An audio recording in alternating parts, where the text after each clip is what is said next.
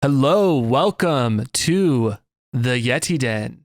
And today I will be talking about Fallout New Vegas.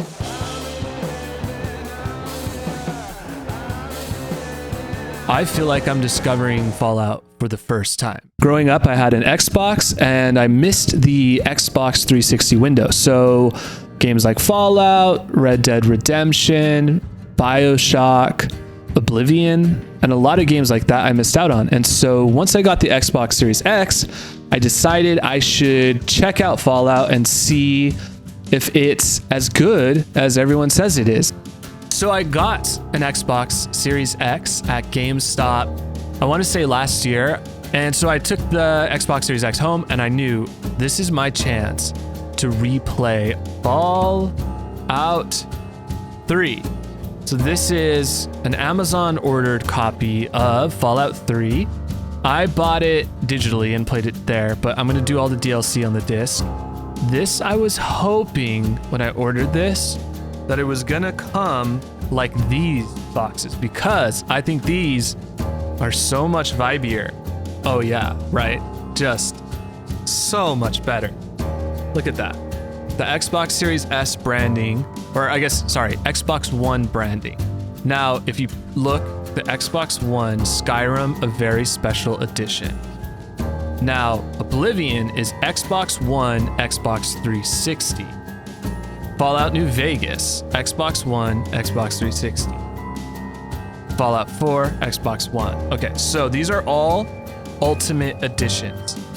Now, I was hoping that Fallout 3 would show up like that, but it didn't. So I don't even know if Fallout 3 exists in this Xbox One, Xbox 360 format, but if it does, let me know because I will buy it. So for the meantime though, this is on the disc. I hope it works. It should work via Xbox backwards compatibility, which is a great part about the Xbox Series S because I did have an opportunity to play Fallout New Vegas a year or two ago. I was playing on my PlayStation 4 and I had PS Now. But what did it for me was playing Fallout New Vegas streaming on the PlayStation Now on the PS4. It was a terrible experience. They also had Oblivion. So this is kind of where my brain started to put two and two together. Like maybe it is time to get an Xbox because I had heard of Xbox backwards compatibility and frame rate boost and dynamic resolution, something like that. And I thought, okay, this has got to be better on the Xbox. And luckily I got an Xbox and tried it because I must say, playing Fallout 3 digitally on the Xbox store felt like playing a new game. I know if you love graphics, you probably wouldn't agree with that, but coming from Fallout 3 on the PlayStation 3 to Xbox Series X backwards compatibility, it's like night and day difference. And I wanted to play these games vanilla, no mods, on the console, on the couch to feel like what it would play like as a kid.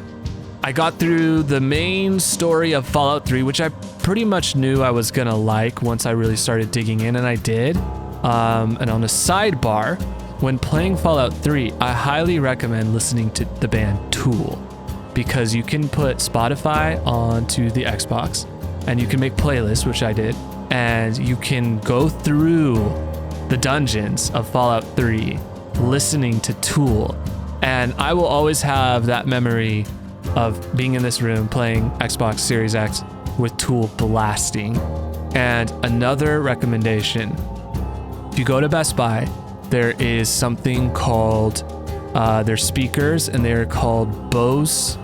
What are they called? Bose, but they're consumer grade $150 speakers, and they are amazing. I highly recommend them because playing Fallout 3 on TV speakers is terrible. The gunshot, like the sound of Fallout 3, I must say, is not like incredible. Same with Fallout New Vegas.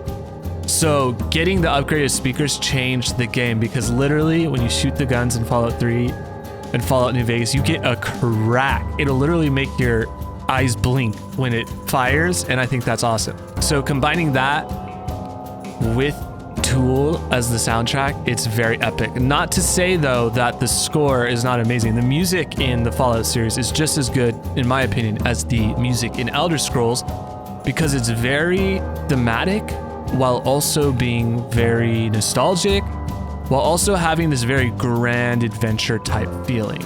So I highly recommend listening to the score. But if you've played this game before and you're just looking for something fresh, Fallout 3 with Tool was great.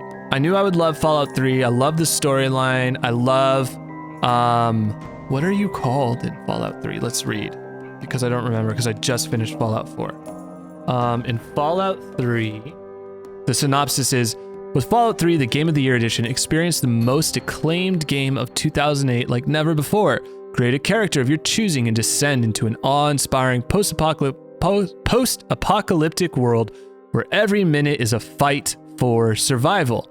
Fallout 3 Game of the Year edition includes all 5 of the Fallout 3 game add-on packs: Operation Anchorage, The Pit, Broken Steel, Point Lookout, and Mothership Zeta. And I must say, I'm really excited to dive into this. I'm actually going to open this right now.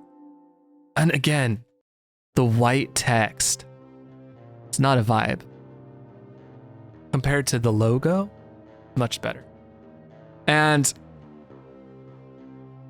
the way that the Xbox 3 Platinum Hits was branded, I didn't get the Xbox 360, and I never was tempted because aesthetically, it just didn't look as cool as the PlayStation 3 in my opinion.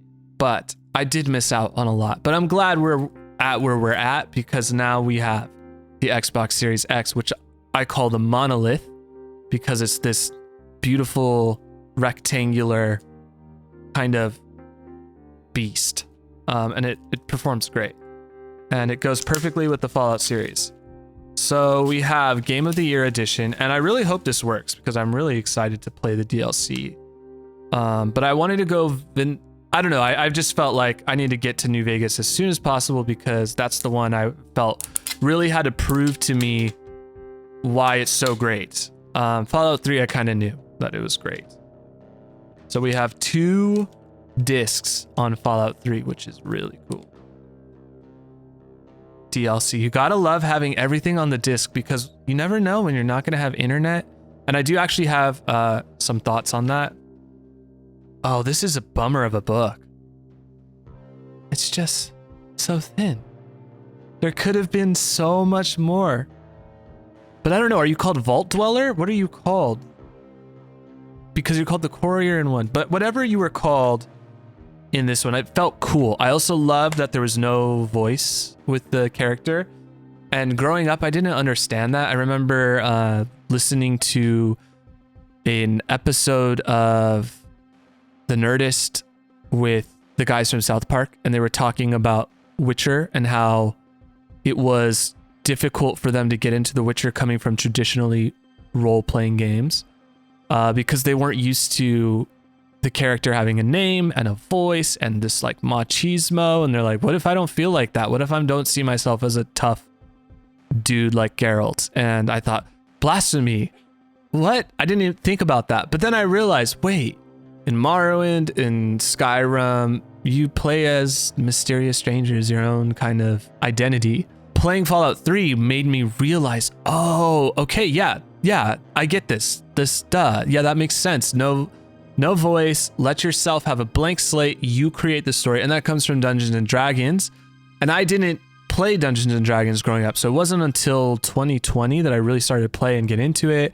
And 2019, we actually got to meet Critical Role and Matt Mercer and Marisha Ray, and they were super nice. And watching their series was cool, and I just started to get it. Okay, you're making your own story, your own identity.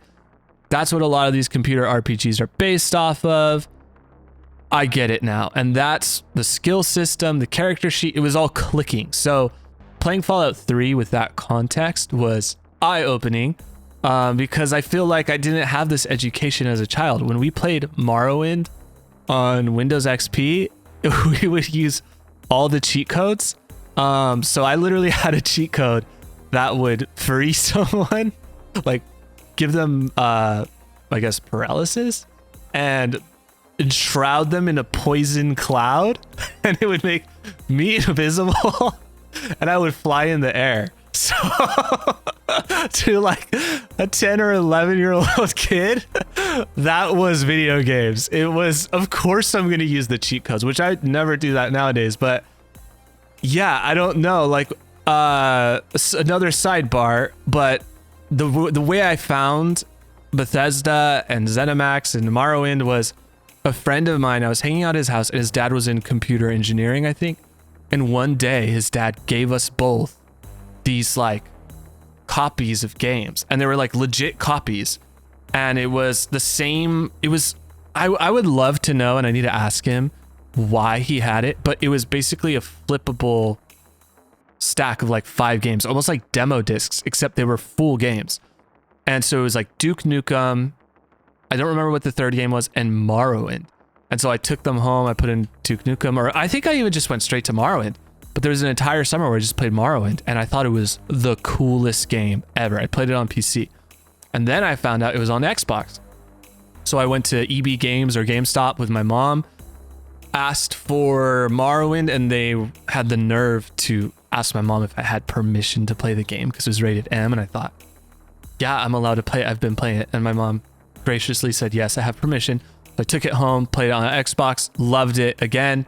So that's my origin story of Morrowind. But back to creating characters and all this stuff. So yeah, so my experience with Morrowind was cheat codes, and I could never beat the main boss at the end of that game because one, I think I broke so many storylines and I wasn't really reading or paying attention.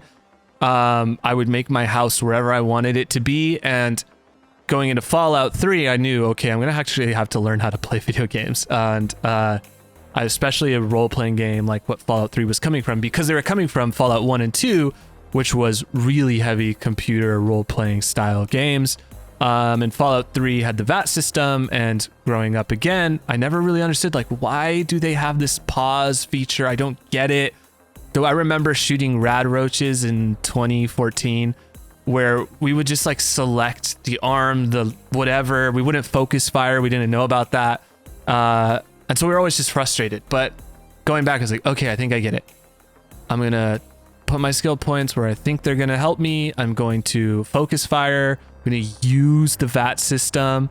Again, like growing up, I didn't think about video game developers and what game design was and game mechanics. Of course, the game developers want you to use the VAT system. I didn't know that for some reason. I thought it was just there, and I didn't understand the origins of it coming from the original games.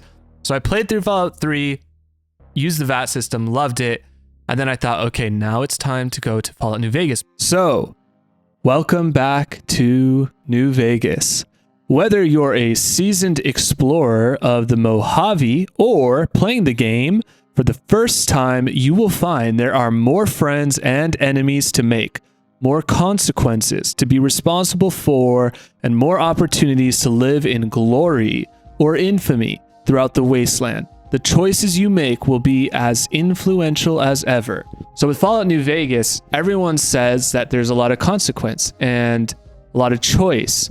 And I decided to try and see if that was true. When you start the game, you're in a desolate location and it doesn't feel super inspiring. So if you're coming from Morrowind or Skyrim like I was, then you might feel like, where's the allure of this world? And to be honest, it took me probably, I don't know, 5 to 10, maybe 15 hours to even start to discover locations that excited me, especially coming off of Fallout 3. I felt like I had just understood what was so charming about Fallout 3 to where now I'm placed in this desert, and being from California, I'm pretty familiar with the desert.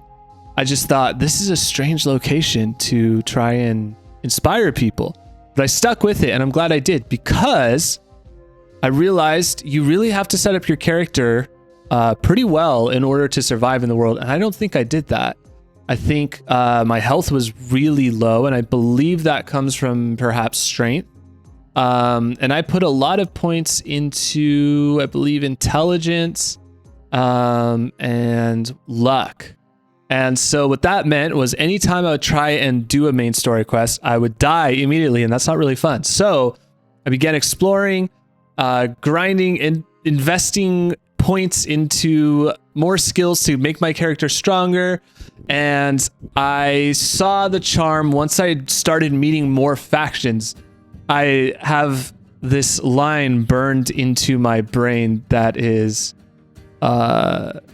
you have been marked by the Kaiser or something. And basically these Legion warriors, they send assassins out to kill you. And if you go to the wrong part, they appear. And I can't tell you how many times I battled these assassins in these hills where I would shoot them from far away, and then I would lob a grenade, drop a bunch of mines, duck, heal, eat, and the cycle would just go on and on and on until I beat them. And then, sure enough, 20 minutes later, 30 minutes later, I would wind back into the wrong part of town and get marked by the Kaiser and go through the whole thing again. So as I started to deal with the storyline of finding out who Benny was, figuring out what happened to me, the story pushes you in the direction of the Legionnaires or the Legion, and you start to have at least some less than hostile conversations with them. And that allows for the game to feel like the pace is right. And I think for me, when I started the game, there was only a couple factions, and really it felt like they were mostly just there to annoy you. And as you progress through the story, and I think that's the delineation that's really important with Fallout New Vegas, is there are a lot of cool side quests, there are a lot of factions, there is a lot to explore. It's just not in the same type of way that Fallout 3 is. And I think once you meet the factions, once you begin to connect with the main storyline and you start to meet people that you want to do favors for, the game starts to feel more fleshed out. And at first I honestly felt like, yeah, this is DLC, but this is barren DLC. There's not a lot going on. But as you make your way to New Vegas and you start meeting people at the casinos, then the game feels really deep all of a sudden. And another regret that I had about Fallout New Vegas is that I wish I had put more points into speech and bartering, because what's fun about Fallout New Vegas is the skill checks.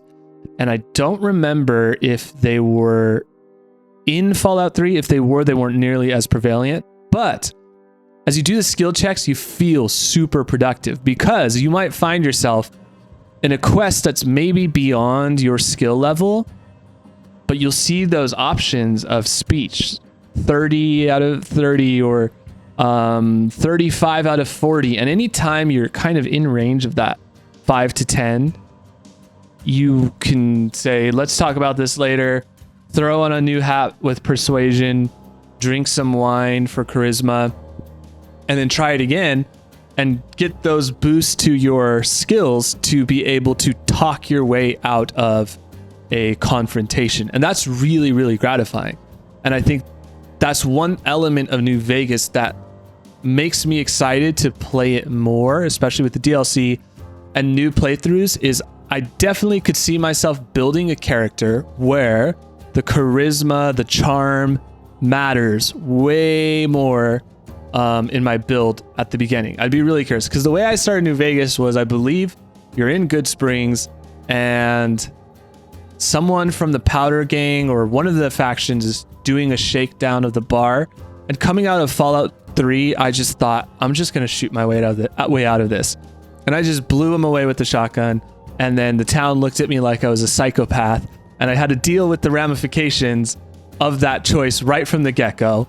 And I think maybe when I came out of Fallout 3 into Fallout New Vegas, I came in a little hot. And so as you start to play this game, you realize they don't want you to think of it as black and white. Of course you can, but there are so many ramifications and repercussions of your actions in this game that I think as you play to the game's strengths and use speech more, it really does feel just as gratifying as combat to make it through these skill checks with conversations. And I think that's a lot of the allure of the game. There's so much in it that is fresh or new that I kind of want to go back and start to implement.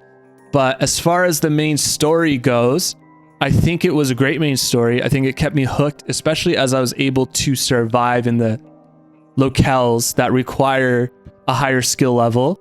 And I would definitely recommend it for more players.